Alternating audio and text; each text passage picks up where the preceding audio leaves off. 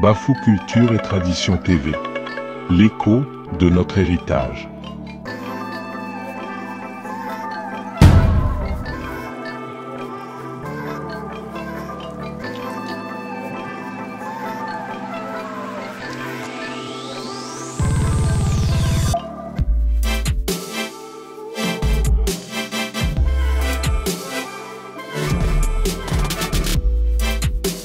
C'est plutôt moi qui vous remercie de me donner l'opportunité de porter à la connaissance du grand public la vraie histoire de notre famille Kamelo Bavois.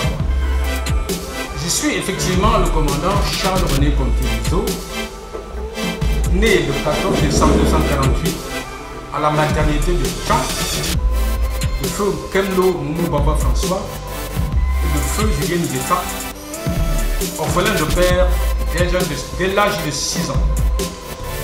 Après mon baccalauréat en mathématiques et sciences, je suis admis par concours de bourse du Fonds d'aide de coopération française, en abrégé FAC, à l'École nationale supérieure de la marine marchande du Havre en France en 1971 dans la filière des capitaines de première classe de la navigation maritime polyvalent pont et machine. Officier supérieur navigant sur divers navires français long courrier. Je suis par ailleurs le premier Africain, je parle de l'Afrique noire, du Maghreb et de Madagascar compris, ayant obtenu ce brevet complet de commandement et de chef mécanicien polyvalent selon les archives du secrétariat d'État chargé de la mer à Paris. Ex-chef pilote à l'Office national des ports du Cameroun, ex-commandant du port autonome de Douala, premier commandant du port autonome de Kribi, aujourd'hui expert consultant maritime portuaire, directeur général du cabinet Maritime Port Consulting Engineer. Je suis résident à Douala, au quartier Bonabriso, chrétien, catholique, romain pratiquant, marié, père de 4 enfants.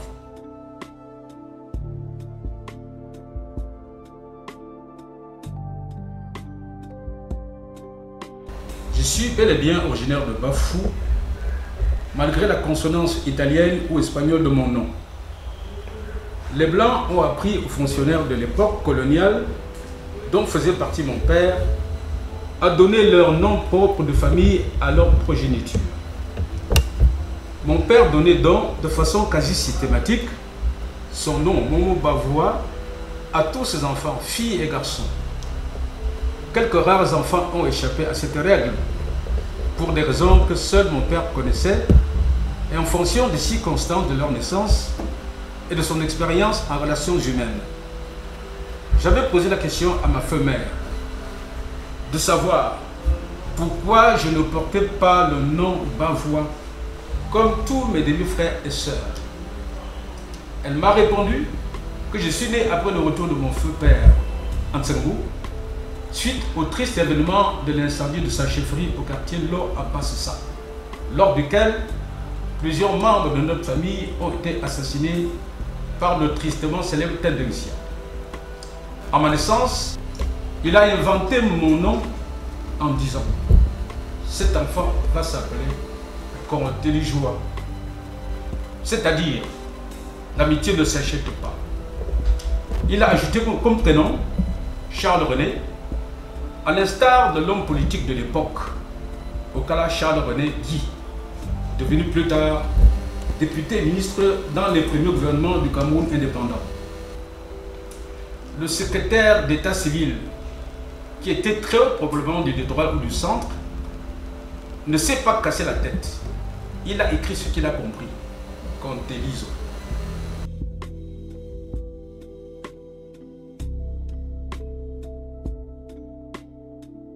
L'histoire de mon père est intimement liée à celle de Tezambo Punte, le grand-père paternel du professeur Henri Wamba Fonsengo. D'après les recherches de Fonsengo, le fondateur de ce village était son arrière-grand-père paternel nommé Kem Zambou, grand guerrier prince venu de Fongo Tongo, à l'époque du chef supérieur Fondonkana Ier, qu'il installa à la frontière Bafou-Palévin. Il fonda une grande famille et l'une de ses épouses, originaire de Fokamoussou, en arrivant au mariage, est venue accompagnée de son jeune frère Jotsa. Comme c'était la règle selon laquelle une jeune fille en allant à mariage devait amener un de ses petits frères pour l'aider dans les tâches ménagères et surtout bercer les enfants à naître. À la naissance d'un garçon de cette femme, Jotsa berça donc son neveu qui deviendra un guerrier plus puissant que son père. Le père Kemzambou passera donc le témoin à son vaillant fils qui sera surnommé Poudé. Devenu chef de quartier Ntsembou, Mote Zampunte puis soin de son oncle Jotsa et le loti Ntsembou. Ce dernier, se sentant à l'étroit, pour ne pas gêner son neveu, déménagea pour acquérir un terrain au quartier Bamelhu. Son premier fils est Tendon Jongo. De son mariage avec une jeune fille originaire de Babete, dans le Bamboutos, naîtra Vouken, dit Ba Vouken, devenu Bavois François. Ce dernier est très habile et se fait distinguer dans la grande famille Tezambopunte, qui demande que cet enfant revienne en Tsembou. Elle l'envoie aussitôt à l'école des Blancs. Après quelques années d'école, il brilla par son intelligence et fut convié à travailler dans le secteur agricole à Tchang auprès de M. Marcel Lagarde, ingénieur agronome français et directeur du centre de recherche agronomique de la région d'Amérique à Tchang au cours des années 1940. Il choisit parmi les fonctionnaires, et selon leur aptitude, le fonctionnaire d'agriculture, conducteur des travaux, M. François Momo Bavois, et le spécialiste dans la caféiculture, activité de rente. Il lui fait faire des stages agronomiques jusqu'à Ngaoundéré, dans le Grand Nord. Sa mission sera de vulgariser la caféiculture et de convaincre les populations de cultiver ce produit de rente qui leur permettra d'avoir de l'argent sans faire de troc. La société bamileke étant très hiérarchisée, il fallait commencer par convaincre le chef supérieur du groupement Bafou, Fondo, Sa Majesté Django Agio, qui accepta de servir de cobaye. À l'expertise de ces plantations, mon père donna au chef 4000 plants de caféiers, fournis par le centre de recherche. L'expérience étant concluante, mon père donna les plants de caféiers au prince, aux notables et à toute la population. Il en sera de même pour tous les chefs supérieurs de la Menois et toutes les populations de la région d'Amileke jusqu'au pays Bamoun chez le sultan Joya Jimolu. La production de café était achetée par l'administration avec de l'argent liquide en vue de la commercialisation et de l'exportation. D'où la naissance des coopératives de café, Kaplamé, Ukao, etc. La caféiculture étant la principale source de revenus à l'époque, mon père était naturellement leader des plus grands caféiculteurs pour prêcher par l'exemple. Sa popularité dépasse les frontières du groupement Bafou, au point où il est surnommé le blanc du café, Ndre Café. Le chef supérieur du groupement Bafou se sent presque obligé de donner une distinction spéciale à ce digne fils Bafou. Il décida donc, à titre exceptionnel et de reconnaissance, de l'ennoblir comme chef de village. Mon père déclina l'offre en répondant au roi des Bafou qu'il ne saurait rivaliser, encore moins se substituer à son père Tezambopunte, déjà chef, et qu'il demande l'or en langue yamba, le titre de Nkam, d'où son nom Kamlo. Le roi accéda à sa demande et l'établit loin de son père sur un territoire à Bassissa, appelé désormais Lo, au-delà de la petite rivière aujourd'hui appelée Mboulon, limite du quartier Tsangou.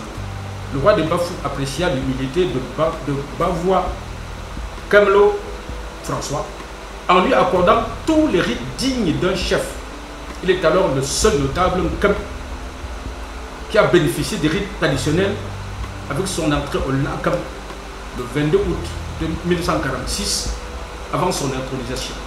Il est le seul notable intronisé dans le groupement Bafou en 30 ans de règne du chef supérieur Jean Ajo de 1929 à 1959.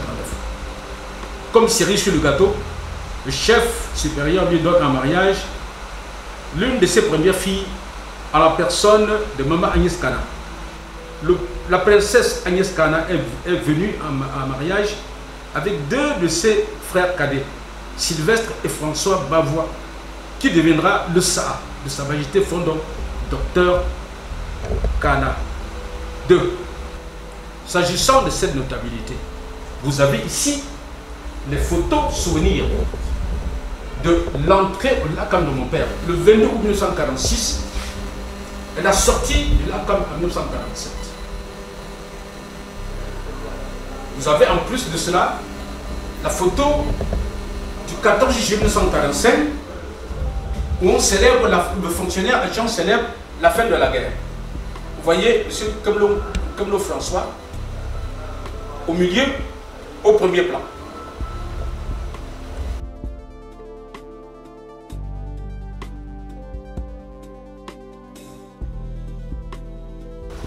Mon père était mis en mission par l'ingénieur agronome Marcel Lagarde dans le Bamboutos.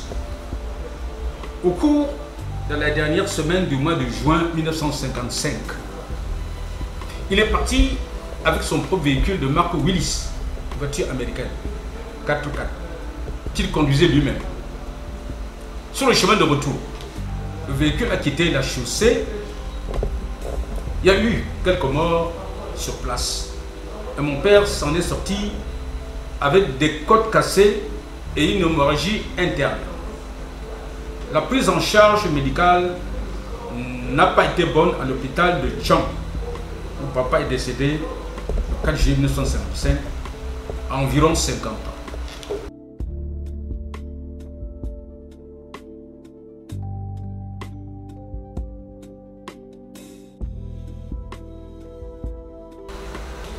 Le décès de papa était une grosse catastrophe pour toute la famille Bavois. La gestion de la succession de mon père, Kemlo, a constitué le plus gros scandale jamais vu à Bafou. Puisque nous sommes au cœur de la tradition Bafou, que se passe-t-il lorsqu'une personne décède?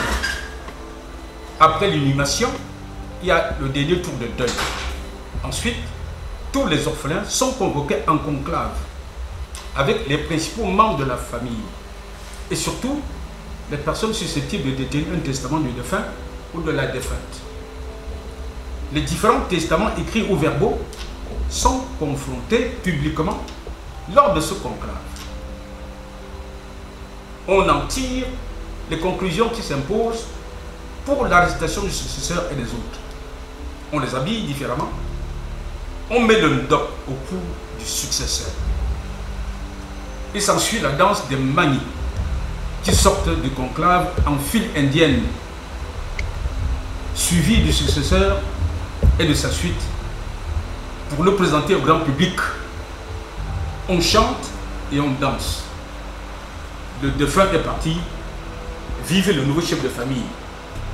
On fait des photos pour immortaliser l'événement et les autres enfants font allégeance à leur nouveau père ou nouvelle mère. S'agissant de mon père, aucune cérémonie de ce genre n'a été organisée chez nous, les orphelins de Nkanu Moumou Bavois. Cette catastrophe a été orchestrée, exécutée par M. Daniel Metammo, menuisier et charpentier de son état et ami de mon père qui détenait le testament. Ce détournement de testament de mon feu père a été confirmé par son propre fils et successeur, le docteur Pierre-Marie Metammo, dans son mémorandum daté du 3 août 1998 et destiné aux élites de Tsengbe dans sa démarche effrénée pour récupérer la chefferie de ce village. Il y dit notamment que le chef supérieur Fondong Ajo a puni son père en lui opposant une fin de non-recevoir dans sa tentative de récupération de la sous-chefferie du village de Tsangbe en 1955 à cause du détournement de l'association de Kamelo. Le chef supérieur en aurait fait une affaire personnelle. Il nous a été raconté par nos mamans qu'après l'inhumation de papa, M. Metamo a déclaré qu'on verra l'affaire du testament le jour de la cérémonie du veuvage. 8 jours plus tard, ce jour arrivé, il est venu déclarer à nouveau qu'on verra plus tard pour l'affaire du testament. 6 mois plus tard, on a appris de sa bouche que notre grand frère, Bavois Jean Richard, qui était le sort de la famille d'Agora et le successeur de Kamelo. Que notre frère Daniel Théodore Bavois est le Tchéti. Et que Gaston Moumou Bavois Zébazé dit Forzak, petit-fils de la chefferie, est le Sa. Nous savons tous que le sort d'une famille ne remplace jamais le père, sauf si le fils unique. La grosse catastrophe réside dans le fait que les veuves et les orphelins ont été privés de tout, malgré la fortune de papa, qui n'était pas donnée au commun des mortels. De sources bien informées, les veuves n'ont même pas eu droit à la robe de noir de veuvage. Chacune devait se débrouiller pour s'en procurer une. Quant à nous, les orphelins en âge de scolarisation, M. Metamo Daniel a déclaré que le seul bien que notre père avait laissé sur terre, c'était la montre bracelet qu'on a trouvée au poignet de sa main de mort à l'hôpital de Tchang. Montre bracelet, le seul bien que mon père aurait laissé. Pire encore, instruction a été donnée aux veuves d'aller à Tchang chercher leurs enfants pour les ramener au village, car désormais il n'y avait plus d'argent pour scolariser les enfants. D'après M. Metamo, chaque veuve devait se débrouiller pour élever ses enfants. Les 2 voitures ont été bradées, les plantations de café vendues rapidement. La fortune de papa a profité à notre grand frère Jean-Richard Bavois, seul, imposé par M. Metamo comme successeur, et à sa mère, Dame Véronique, car elle prétendait à tort être la première et l'unique épouse légitime parce que mariée à l'église avec mon père. 90% des orphelins ont quitté l'école. Si un orphelin de Kamelo est arrivé au certificat d'études primaires élémentaires, c'est grâce à sa famille maternelle.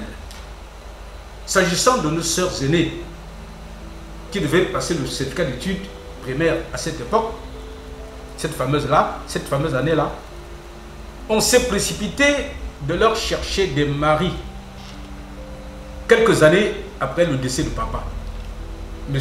Daniel Metamo a poussé la méchanceté jusqu'à venir dans notre résidence familiale en Tsengbo pour arracher de force les quelques sacs de café qui se trouvaient dans les cases de nos mamans, sous le fallacieux prétexte que papa lui devait de l'argent avant sa mort. Une histoire de fou. Je suis un miraculé, comme un éléphant qui est passé par le trou d'une aiguille. J'ai été rescapé miraculeusement par notre oncle paternel, papa Charles Ndonfan, commerçant à Tchang à l'époque. Lorsque ma mère est venue me chercher pour rentrer au village, comme tous les autres enfants, cet oncle m'a retenu en ville chez lui, dans sa propre maison. Je suis l'un des rares enfants qui sont restés en ville pour continuer leur scolarisation.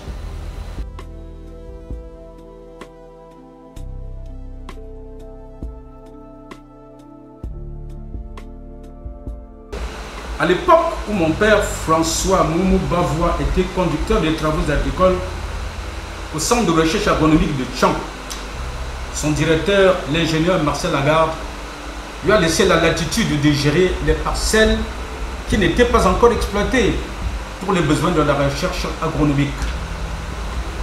Plusieurs femmes de la ville de Tchang, dont une princesse de la chefferie de Foréké Tchang, nommée Mama Tekla, épouse Metamo, ont sollicité auprès de mon père et obtenu l'autorisation de cultiver provisoirement leurs produits vivriers sur les dites parcelles.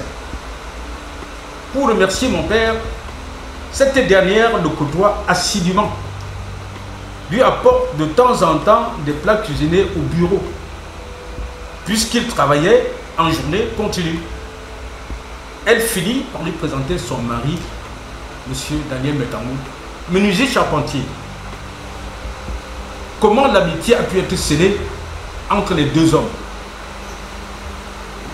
Des sources bien informées affirment avec certitude que la première épouse de mon feu père était une jeune fille originaire du quartier Beng. Elle serait décédée avec son premier enfant au cours de son accouchement. Cette mort tragique à l'époque était considérée comme une malédiction. Il fallait exorciser ce malheur pour qu'il ne se reproduise plus. Ce fut l'occasion pour M. Metamo Daniel de proposer ses services à mon père en sa qualité de premier catéchiste, premier catholique, premier chrétien catholique originaire de Bafou. Mon père, encore moralement et psychologiquement fragilisé par ce malheur, accède à cette proposition qui consiste à se confier au vrai Dieu en devenant chrétien. La manœuvre consiste à faire lui-même la catéchèse à mon père pour qu'il prenne ses premiers sacrements de baptême et de première communion. Lorsqu'on va lui trouver une nouvelle fiancée, il devra se marier naturellement à l'église catholique. Cette nouvelle fiancée, nommée Véronique Gimgo, fille de Mboometa à Bafou, va donc épouser mon père à l'église. Le parrain du marié est naturellement M. Daniel Metamou, grâce à qui mon père est devenu chrétien et exorcisé. Le premier enfant né de la nouvelle union est un garçon à qui mon père donne le nom de Jean-Richard Bavois. Le couple Metamou va pousser le bouchon jusqu'à demander que cet enfant leur soit envoyé pour qu'il élève chez eux à Tchang. Une fois encore, mon père a cédé à cette nouvelle demande.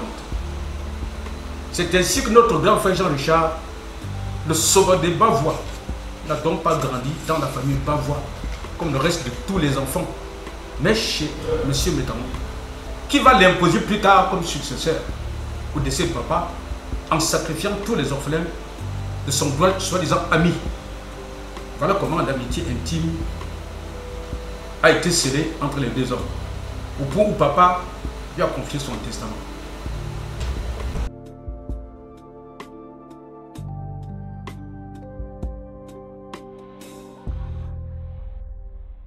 Oui, les mauvaises langues disent que je n'avais que 5 ans, que je n'avais pas assez d'éléments pour donner cet éclairage.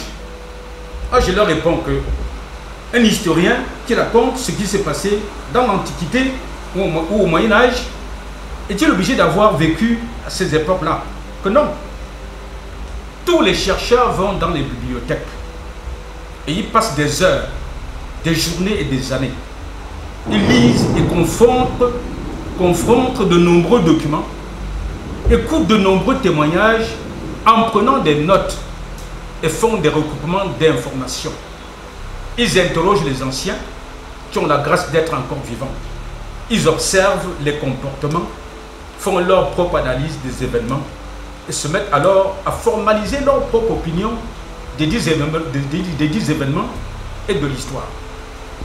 Je n'ai pas la prétention d'être un historien, mais j'ai simplement longtemps et méthodiquement cherché à comprendre d'où je venais et le drame de cette famille comme le Bavois.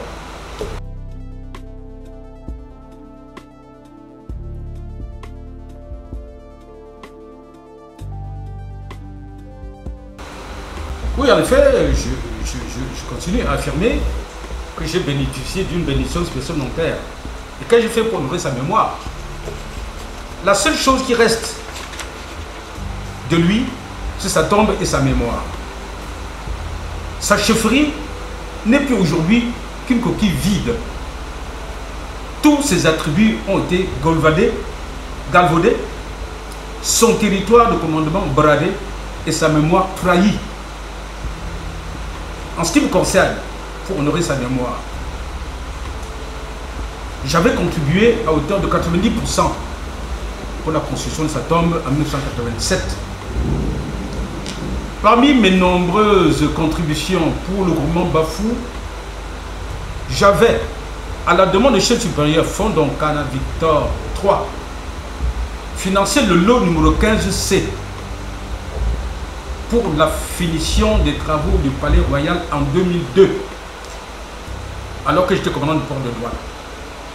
L'eau qui porte le nom de mon père, Nkemlo Bavois François, gravé en lettres d'or sur une plaque en bois massif sur un mur de cette pièce au Palais Royal de Bafou.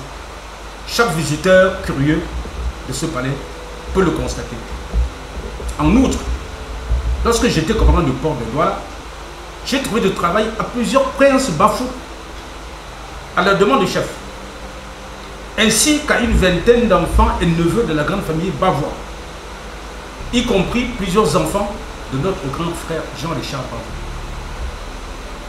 Le combat que je mène avec désintéressement depuis plusieurs décennies n'a pour seul but, seul objectif que d'honorer et restaurer la mémoire de mon père. C'est la seule chose qui reste à faire pour lui. Y a-t-il mieux que cela?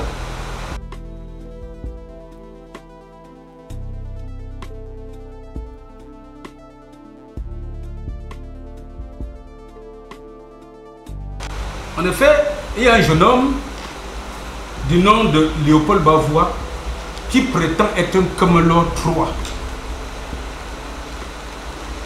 Il se démène comme un beau diable pour exister grâce au titre de Camelot.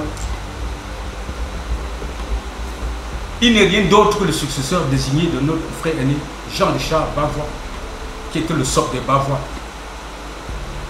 Lorsque ce monsieur, avec la complicité du chef du quartier corrompu de la zone de Nzenkop, j'ai nommé Assa Akoutim, et celui mal informé de Mbem, Motenjouaka, à Zébazé, a organisé le 17 août 2024 un déplacement à la chefferie supérieure Bafou pour se présenter au chef supérieur comme étant le chef de famille Camelot. J'ai pris sur moi d'envoyer un courrier daté du 8 août 2024 à Sa Majesté Fonds Victor Kana III pour lui rappeler le processus de succession de mon feu père, ainsi que celle de notre grand frère Jean-Richard Bavois, qui avait occupé illégalement le siège de notre feu père jusqu'à son propre décès en 2012. Je rappelais au chef supérieur le procès qu'il avait personnellement présidé à la chefferie le samedi 15 mars 2003, un certain Bouochou, concernant la plainte du 30 novembre 1999 déposée par nous, les orphelins de Camelot, au sujet du testament de notre feu père. Lorsqu'il y a des ordres dans une grande famille, il y a lieu de rechercher les voies et moyens pour remettre de l'ordre, pour une paix véritable et durable. Je disais au chef supérieur ce qui suit. Un dicton populaire de notre culture ne dit-il pas, et je cite, « Lorsqu'une grande famille a sombré, il y avait aussi de grandes élites qui sont restées indifférentes. » Fin de citation. À ce titre-là, je ne saurais rester indifférent aux problèmes qui minent ma famille. Je ne veux pas être de ceux qui restent indifférents lorsque la famille subit des malheurs et des malédictions.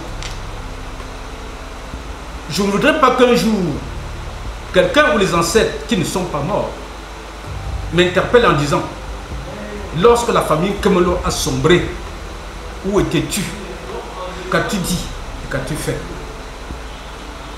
Ma démarche a pour simple but de remettre l'ordre dans ma famille, selon les dernières volontés de mon père, afin que la paix véritable revienne. Qu'il me soit permis de dire très clairement que je ne réclame aucun poste dans la succession de mon frère, car les vrais successeurs sont connus. Il s'agit de mon frère aîné Daniel Bavois-Taylor, en première position comme Kemelo, de mon ami Gaston Bavois-Zébazé, dit Fosa, petit-fils d'archevêque supérieur, en seconde position, comme Tchéki. Il y a une photo prise en 1953 qui parle toute seule. C'est le numéro 3 de ça, qui n'est pas officiellement connu, qu'on découvrirait un jour dans le Testament. Il me semble important de faire un bref rappel historique pour bien cerner le problème. Nous, les orphelins de Kemelo, avons subi des souffrances et des malheurs après le décès de papa.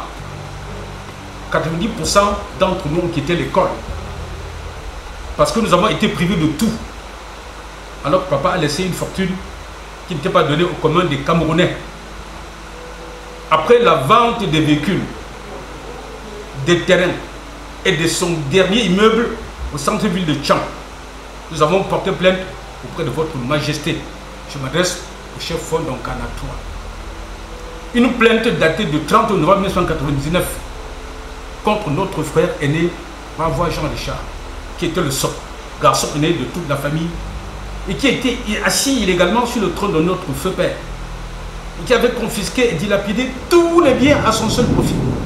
Voir copie de la plainte des enfants des orphelins Bavois avec les signatures en document annexe. L'expérience montre que dans toutes les familles où la succession a été détournée, la malédiction sévit de génération en génération. Vous avez coté la dite plainte à une commission des affaires contentieuses. Grâce à la corruption organisée auprès des membres de la dite commission par ma demi-sœur, Madame Sophie Zangué, sœur cadette de Jean Richard, le procès a été bloqué pendant 3 ans. Il a fallu qu'en 2002, lors d'un long entretien entre vous et moi, Majesté, lors de votre séjour à Douala, pour la préparation des funérailles de votre feu père, Sa Majesté Fondom Dr Kana Paul II, la situation s'est débloquée grâce à mes explications. Par mon intermédiaire, vous avez convoqué la famille Kemelo pour un procès historique qui a eu lieu le samedi 15 mars 2003, un Bouachou, à partir de 10 h précises, dans la grande salle du nouveau palais, et présidé personnellement par vous, en présence des principaux notables qui vous entourent. Le dit procès qui a duré jusqu'à 17 h. Lors de ce dit procès, notre frère aîné, le Soba, Jean-Richard Bavois, a reconnu officiellement devant vous et les notables présents qu'il avait lu le testament de notre frère père écrit à l'encre et surtout qu'il n'était pas le successeur désigné par notre frère père dans le dit testament. Pour clôturer l'audience, un certain nombre de résolutions et d'instructions ont été données par vous pour la suite, avec obligation de vous rendre compte, notamment qu'après sa mort, on devra remettre les choses dans le bon ordre, conformément aux volontés de notre frère père, comme le Baba François. Avant de mourir à Douala en 2012, notre frère aîné Bavois Jean Richard a donné à ses enfants des consignes pour qu'après sa mort, l'un de ses fils, Martin Bavois, prendra la parole lors du prochain congrès familial pour demander pardon à nous, ses autres demi-frères et demi-sœurs, nés de Kemelo Bavois François, pour l'immense tort qu'il nous a causé après le décès de notre père. Point 2. Il faudra installer son successeur désigné par lui dans son testament. Point 3. Il faudra qu'on prenne les dispositions traditionnelles pour installer le vrai successeur de Nkamelo. Cérémonie qu'on a envie de faire en 1955. Lors des obsèques de mon autre grand frère, Jean-Richard, son successeur, Léopold Bavois, désigné dans son testament, a été publiquement installé comme successeur de Jean-Richard Bavois. Mais rien n'a été fait jusqu'à ce jour pour restituer la succession de Nkamelo Bavois François et l'installation de son vrai successeur. Curieusement, une mascarade de congrès a été organisée en catimini le 4 juillet 2021. Comme par hasard, jour anniversaire du décès du papa. Et lors duquel un simulacre d'installation monté de toutes pièces par des malhonnêtes qui prêchent le faux en famille. Des photos et une vidéo ont été prises en violation flagrante de toutes les règles traditionnelles que l'on doit observer lors de l'installation d'un notable. Son fils Léopold Bavois s'appuie sur ces photos, sur cette vidéo, pour dire que la famille l'a installé sur le siège de Nkamelo. Il n'est pas inutile de souligner que pendant cette fausse cérémonie, se déroulait, la tombe de notre père s'est écroulée à l'instant T avec grand bruit. J'ai le triste sentiment qu'ils n'ont pas eu la sagesse de comprendre la signification de ce signal fort de désapprobation. Il se trouve malheureusement que ce jeune homme nommé Léopold Bavois, successeur de Jean-Richard, a fait publier le 15 juillet dernier dans le forum La Voix d'un Cornet une annonce portant votre effigie et la sienne, par laquelle il informe le grand public de sa présentation officielle comme Nkamelo III, à vous, roi des Bafous, le samedi 7 août 2024. Une autre annonce a également été publiée avec sa photo à côté de la vôtre, donnant les détails sur le chronogramme du déroulement des cérémonies, ainsi que les festivités qui s'en suivront. Voilà un jeune homme qui prétend s'asseoir sur le siège de grands notables alors qu'il ne remplit aucune condition. Tout le monde sait que le pouvoir traditionnel repose sur 3 grands piliers. Le premier pilier, c'est le ndom, que l'on met au cou du successeur lors de son arrestation publique. Le second pilier, c'est les attributs de commandement traditionnels, appelés les sargela et par là. Le troisième pilier, c'est le territoire de commandement, quartier ou village, avec les limites clairement définies. S'agissant du ndom, que l'on met au cou du successeur, il n'existe pas chez les Bavois. Parce que cette cérémonie d'arrestation du successeur de Nkamelo n'a jamais eu lieu en 1957. Ni après, jusqu'à ce jour. S'agissant des sacs de village, et par là, attribut du pouvoir traditionnel, notre grand frère aîné, Jean-Richard Bavois, sachant qu'il n'était pas le successeur de Nkamelo, a refusé de prendre les sacs de village de notre père Nkamelo. Il a refusé de les prendre. C'est l'un de ses serviteurs, l'un des serviteurs de notre père, le nommé Moïdoua, que mon père avait installé alors, qui avait eu le courage de prendre les 10 sacs. C'est encore lui qui présidait toutes les cérémonies sur le crâne de notre père lorsque le besoin se faisait sentir. Jean-Richard n'a jamais mis sa main sur le dit crâne jusqu'à sa mort en 2012. Lorsque Moïdoua a senti sa mort venir, il a dit à notre frère Jean-Richard qu'il ne voulait pas laisser à son propre successeur les sacs de Nkamelo, qu'il a gardé pendant plus de 50 ans. Il voulait les rendre à la concession Nkamelo. Notre grand frère Jean-Richard a une fois de plus eu peur de prendre les 10 sacs. Il ne les a pas pris. Il a plutôt dit d'aller les remettre dans la famille de son grand-père maternel au quartier Meta, chez Meta. Les 10 pales de Nkamelo ne sont donc pas chez nous jusqu'à ce jour. Quant au territoire de commandement, notre grand frère Jean Richard a vendu ce quartier au ministre d'État, Paul Danton, à l'époque, à 300 000 francs CFA, avec un document signé devant témoin, à l'époque de votre feu père, Sa Majesté Fondant, Paul Cana II. C'est donc ce document qui a permis au ministre d'État, Paul Danton, de monter son dossier pour devenir Fozan Amangam, chef de 3e degré.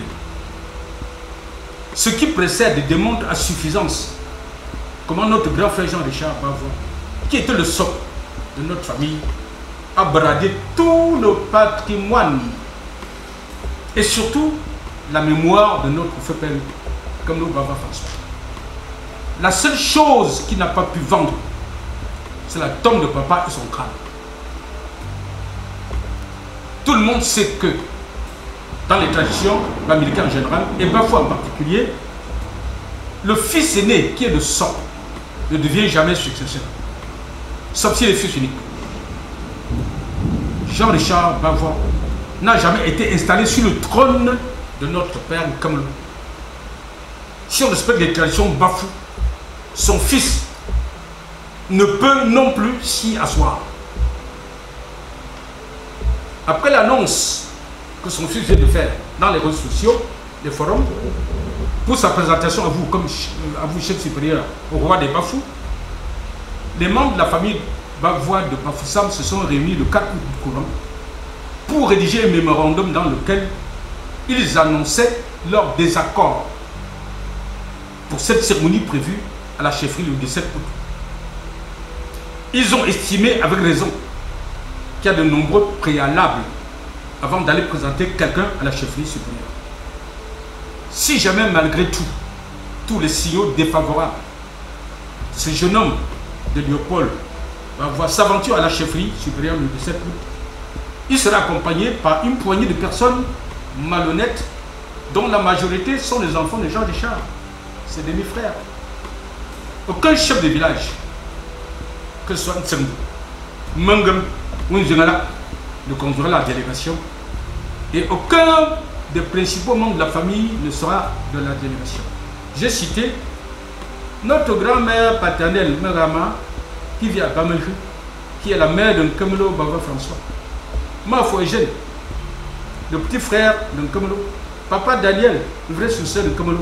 Gaston Bavois, dit Fozap, petit frère en chefferie, dont on dit qu'il est ça.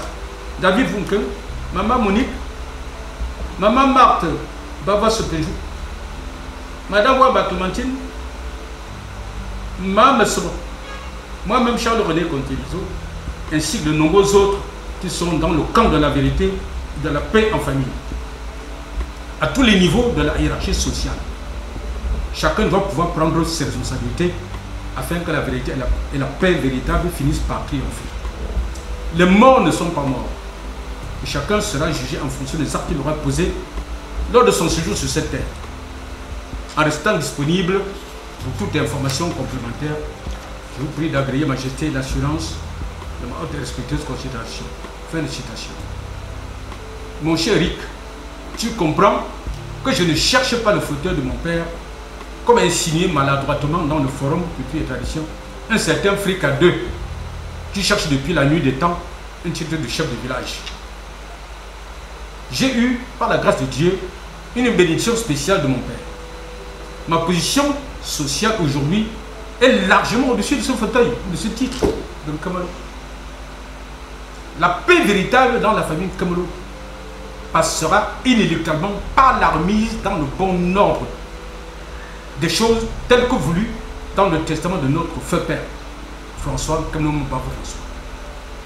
Nous, les âmes de bonne volonté, qui soutenons la vérité, sommes en train de préparer pour très prochainement l'installation sobre mais hautement significative du vrai Nkamelo II en la personne de notre grand frère Daniel Théodore Bavois.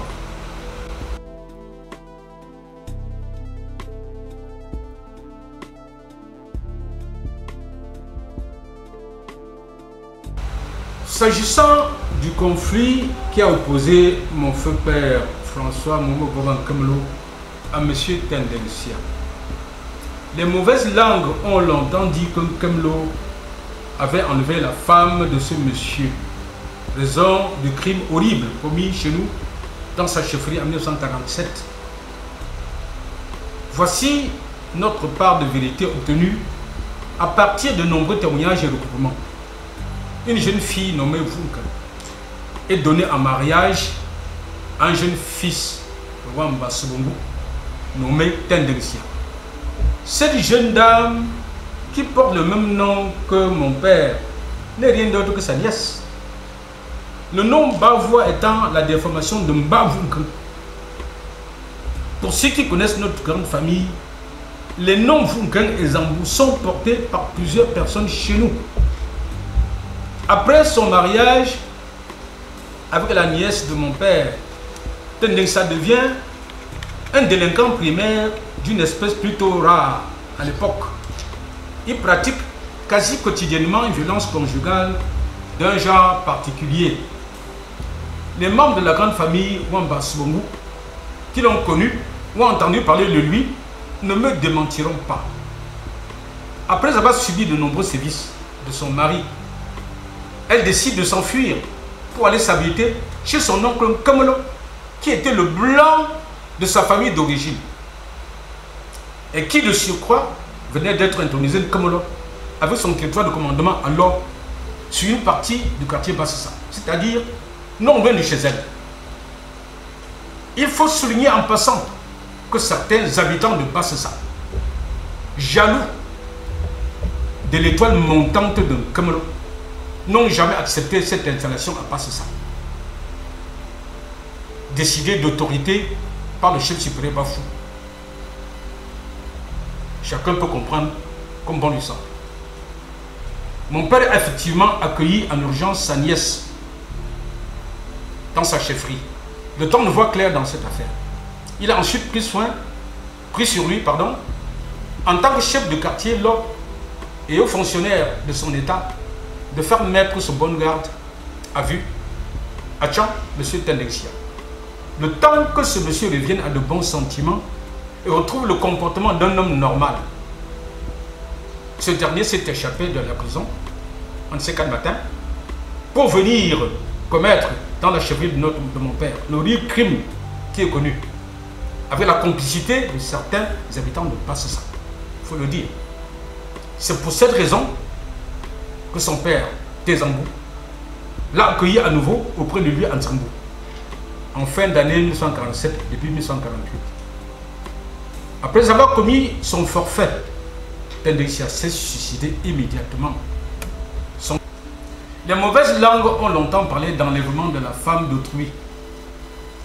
Kamlo Momo François, grand notable Bafou, haut fonctionnaire surnommé le blanc du café, avec une fortune qui n'était pas donnée aux communs des mortels.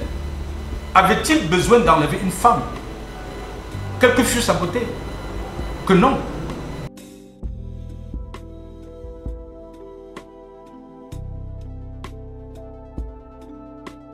Mon cher Eric, c'est moi qui te remercie de m'avoir permis d'éclairer l'opinion et de restituer la vérité longtemps occultée sur l'histoire atypique de ma famille comme le Bavois. J'assume toutes mes déclarations dans ce qui précède. C'est la triste vérité historique. Si par hasard, quelqu'un se sent interpellé, libre à lui de publier son démenti argumenté. Merci d'avoir été patient.